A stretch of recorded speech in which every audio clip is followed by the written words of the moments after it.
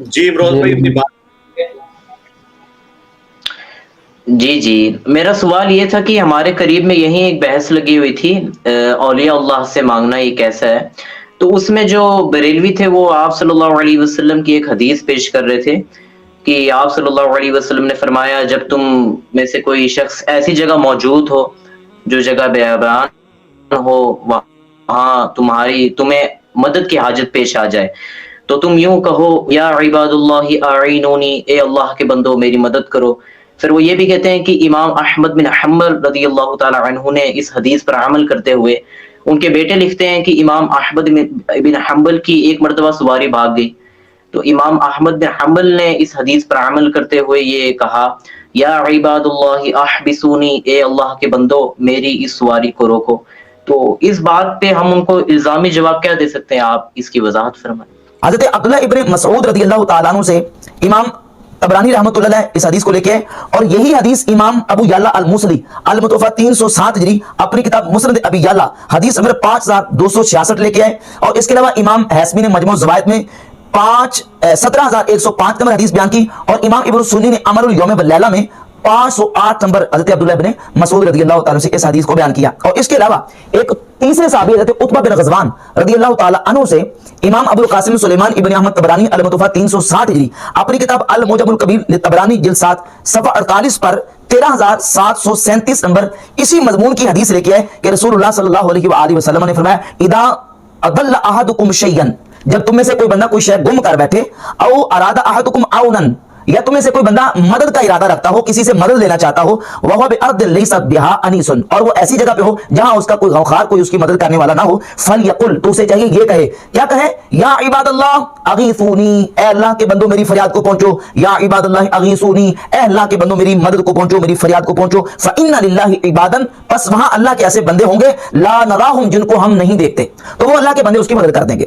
اب نبی پاک صلی اللہ علیہ وآلہ وسلم سے مرفوعاً بھی، عبداللہ بن عباس رضی اللہ عنہ سے موقوفاً بھی، اور حضرت عبداللہ بن مسعود اور حضرت عتبہ بن غزوان رضی اللہ تعالی عنہما کی مروی روایات، جو کہ سیدنا عبداللہ بن عباس رضی اللہ تعالی عنہ کی حدیث کا بالکل واضح طور پر شاہد بھی ہیں، جس سے بالکل واضح ہوتا ہے کہ یہ حدیث جو ہے وہ لائق احتجاج ہے. اور امام طبرانی رحمۃ اللہ تعالی علیہ نے اس حدیث کو بیان کیا اور بیان کر کے لکھتے ہیں وقد جرب ذالک، اس حدیث کے مطابق عمل کیا گیا، اور جب عمل کیا گیا تو اس حدیث کو ایسے ہی پایا کہ ایسے موقع پر جب اللہ کے بندوں کو مدد کے لیے پکارا گیا تو اللہ رب العزت کے بندوں نے آ کے مدد فرمائی.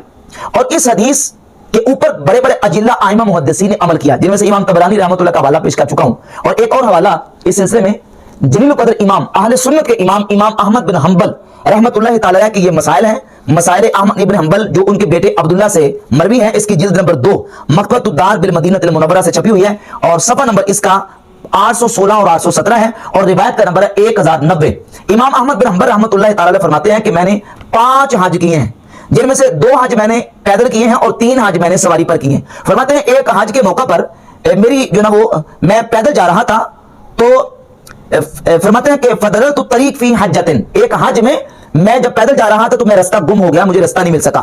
فجعلت اقول، تو میں نے یہ کہنا شروع کر دیا یا عباد اللہ دلونا علی الطریق، اے اللہ کے بندو مجھے رستہ دکھاؤ، میری رہنمائی کرو. فلم ازل اقول ذالک، فرماتے ہیں میں ہمیشہ یہ کہتا رہا حتی وقعت علی الطریق، حتی کہ میں رستے پر چڑھ گیا اور مجھے رستہ مل گیا. اس حدیث کے مطابق امام احمد بن حنبل رحمۃ اللہ تعالی علیہ نے عمل کیا. امام طبرانی کہتے ہیں جرب ذالک، اس کے مطابق عمل کیا گیا. ہمیں تو اس روایت کو ماننے میں کوئی آر نہیں ہے، لیکن اس روایت میں تو بات ہی کچھ اور ہے. آپ کسی بھی شہر میں داخل ہوں تو آپ کی سواری گم جائے یا کوئی اور مسئلہ ہو تو آپ نے یہی آواز لگانی ہے جنگل میں کہ اللہ کے بندوں میری مدد کرو. جو وہاں اللہ کے بندے موجود ہوں گے وہ آپ کی مدد کریں گے. مثلاً آپ بمبئی شہر میں یا دلی میں چلے جاتے ہیں اور آپ کی موٹر سائیکل کو چھین کے بھاگتا ہے تو آپ یہی کہیں گے کہ اللہ کے بندوں میری مدد کرو، جو لوگ وہاں پہ موجود ہیں وہ کریں. اس میں نبی علیہ السلام نے کہاں یہ کہا ہے کہ آپ نے یہ کہنا ہے کہ یا شیخ عبد القادر جیلانی اپنی قبر سے نکل کے میری مدد کو پہنچے؟ یہ تو موجود ہی نہیں ہے. یہ کہاں کی چیز لا کے کہاں پہ جوڑ رہے ہیں. دوسری بات یہ ہے کہ اس حدیث میں کہاں لکھا ہوا ہے کہ آپ نے قبر والے کو پکارنا ہے کہ جو دنیا سے جا چکا ہے. تیسری بات یہ ہے کہ اس میں یہ بھی الفاظ موجود ہیں کہ جنگلات کے اندر، جنگلوں میں اللہ تعالیٰ کے ایسے بندے موجود ہوتے ہیں. اب ان بندوں کی تفصیلات نہیں بتائی ہیں. این ممکن ہے اللہ تعالیٰ کے طرف سے فرشتے مامور ہوں جس طریقے سے صحیح بخاری میں حدیث ہے جو آیت الکرسی پڑھ کے سوتا ہے تو ایک فرشتہ اس کی حفاظت میں مامور ہو جاتا ہے. صحیح مسلم میں حدیث ہے جہاں قرآن کا درس ہوتا ہے وہاں پہ فرشتے اس مجلس کو ڈھانپ لیتے ہیں. ٹھیک ہے, لیکن ان فرشتوں کو ہم پکار نہیں سکتے.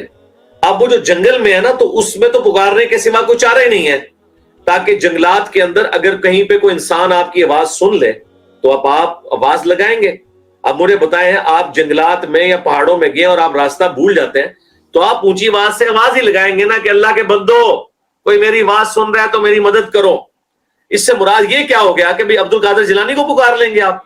ورنہ تو نبی علیہ السلام کہتے ہیں کہ تم جو ہے نا وہ جنگل میں اگر کوئی سواری گم جائے کوئی مسئلہ ہو جائے تو تم کہا کرو اے اللہ کے مرے ہوئے بزرگوں جو اللہ کی جنتوں میں زندہ ہو, لکھ دو جنتوں سے اور قبروں سے میری مدد کرو. یہ تو موجود ہی نہیں ہے, ان کی عقل بھی کام نہیں کرتی ہے, کس بات کو لا کے کہاں فٹ کر رہے ہیں. تو اس سے قبروں کا مانگنا کہاں سے ثابت ہو گیا؟ یہ اسی طریقے سے کہ کوئی شخص آؤٹ آف کانٹیکسٹ قرآن اور حدیث سے کوئی بات نکال کے تو اس کے منہ میں اپنا لقمہ یعنی داخل کرنا شروع کر دے. تو یہ چیز ہی بالکل ڈیفرنٹ تھی, اس کو اس کے ساتھ جوڑنا بڑا ظلم ہے. اب آپ ہمارا عقیدہ سنیں کیا ہے. ہمارا عقیدہ یہ کہ قرآن میں ہے ایاک نعبد و ایاک نستعین, آپ نے اللہ ہی سے مدد مانگنی ہے اور اسی سے دعا کرنی ہے. اب یہ جو دعا ہے کہ جنگل میں کوئی سواری گم جائے تو اس میں الفاظ ہے کہ اللہ کے کچھ نیک بندے اللہ کی طرف سے وہاں موجود ہوتے ہیں. ٹھیک ہے, وہ آپ غائب میں نہیں پکار رہے, وہاں پہ بندے موجود ہیں, فرشتوں کی شکل میں بھی ہو سکتے ہیں یا ہو سکتا ہے وہاں پہ جو آبادی موجود ہو. جبکہ یہ جو ہے نا ایاک نستعین اس میں کوئی اور شریک نہیں ہے. اگر آپ کسی اور کو شریک کریں گے یہاں شرک ہوگا. یہ والا ایاک نستعین وہاں پہ آپ نہیں کر رہے, وہاں پہ آپ وہ کر رہے ہیں جو قرآن میں آیت ہے وَتَعَاوَنُوا عَلَى الْبِرِّ وَالتَّقْوَى وَلَا تَعَاوَنُوا عَلَى الْإِثْمِ وَالْعُدْوَانِ, نیکی اور پرہیزگاری کے کاموں میں ایک دوسرے کی مدد کرو اور برائی میں ایک دوسرے سے الگ رہو. تو آپ جو ظاہری اسباب آپ اختیار کر رہے ہوں گے, تو یہ جو ظاہری اسباب والا معاملہ ہے یہ بالکل ڈیفرنٹ ہے. دعا کرنے والا ڈیفرنٹ ہے. دعا والا اب آپ دیکھیں بخاری مسلم دونوں میں حدیث ہے 70 صحابہ کو دھوکے سے جب شہید کیا تو اس میں جو حضرت خزیمہ نہیں تھے, ایک اور صحابی تھے بن ثابت انصاری تھے, وہ انہوں نے شہید ہوتے وقت کہا اے اللہ میرے نبی کو ہمارے حال کی خبر کر دینا. جب انہیں دھوکے سے شہید کیا 70 کے قریب اصحاب کو کافروں نے, ہم ان کے دین پہ قائم ہیں اور ہم اپنے رب سے اس حال میں مل رہے ہیں کہ ہم اپنے رب سے راضی ہیں, ہمارا رب ہم سے راضی ہے. ٹھیک ہے, عاصم بن ثابت انصاری تھے یہ صحابی. تو انہوں نے یہ نہیں کہا کہ یا رسول اللہ انظر حالنا, یا اے اللہ کے نیک بندو ہمارے نبی تک ہماری بات پہنچا دو, یا اے جبرائیل اے اللہ کے فرشتوں اے رجال الغیب ہماری بات ہمارے نبی تک پہنچا دو. انہوں نے کہا اے اللہ ہمارے نبی کو ہمارے حال کی خبر کر دینا. یہ حدیث بخاری میں بھی ہے مسلم میں بھی ہے. تو انہوں نے تو کسی کو مدد کے لیے نہیں پکارا وہاں پہ کہ اے جو رجال اللہ جو ہے وہ میری مدد کو پہنچو یا فوج شدگان میری مدد کو پہنچو. تو انہیں بتائیں کہ پورا قرآن پوری بخاری مسلم چھوڑ کے قرآن کی پوری توحید چھوڑ کے آپ جا کے طبرانی میں اٹکے ہیں اور اس میں بھی یہ والی بات پہ اٹکے ہیں. تو آپ کو اتنی مشکل سے ہم نے جو ہے وہ قرآن و سنت سمجھایا تو جا کے آپ پھر کھجور میں اٹک گئے ہیں. اللہ سے ڈر جائیں. پورے قرآن کا مقدمہ ایک طرف ہے, پورا حدیث کا مقدمہ ایک طرف ہے, دعا صرف اللہ ہی سے. ٹھیک ہے, لیکن آپ جو ظاہری اسباب والا معاملہ ہے اس کو آپ دعا کے ساتھ جوڑ رہے ہیں تو یہ بہت زیادہ ظلم کر رہے ہیں. اس میں مرے ہوئے بزرگوں کو قبر والوں کو پکارنا تو ثابت نہیں ہوتا نا. یا ہوتا کہ اس جس جنگل میں جاؤ وہاں کو کہ جتنے بزرگ یہاں دفن ہیں قبروں سے نکلو اور میری مدد کرو. یہ تو نہیں لکھا ہوا وہاں پہ. اس میں الفاظ ہیں رجال الغیب اللہ کی طرف سے ہوتے ہیں. اللہ نے کچھ بندے مقرر کیے ہوئے اپنے جو لوگوں کی رہنمائی کر دیتے ہیں. تو بالکل ٹھیک ہے, جب نبی علیہ السلام فرمائیں گے کہیں پہ بندے مقرر ہیں یا وہاں پہ ظاہری اسباب کے طور پہ جو لوگ رہ رہے ہیں تو آپ نے انہی سے مدد مانگنی ہے نا. اب میں جب پانی میں نے پینا ہوتا ہے تو میں اپنی وائف کو یا اپنی بیٹی کو یا اپنے بیٹے کو کہتا ہوں مجھے پانی پلا دو, تو وہ یہ تو نہیں کہے گا کہ آپ اللہ سے مانگو. یہ ظاہری اسباب ہے نا, یہ تو آپ اختیار کر سکتے ہیں. لیکن کسی کی بیوی یا اس کی بیٹی یا بیٹا فوت ہو چکے ہیں تو پھر وہ ان کو تو نہیں اس وقت پانی پلانے کے لیے بلا سکتا. ٹھیک ہے.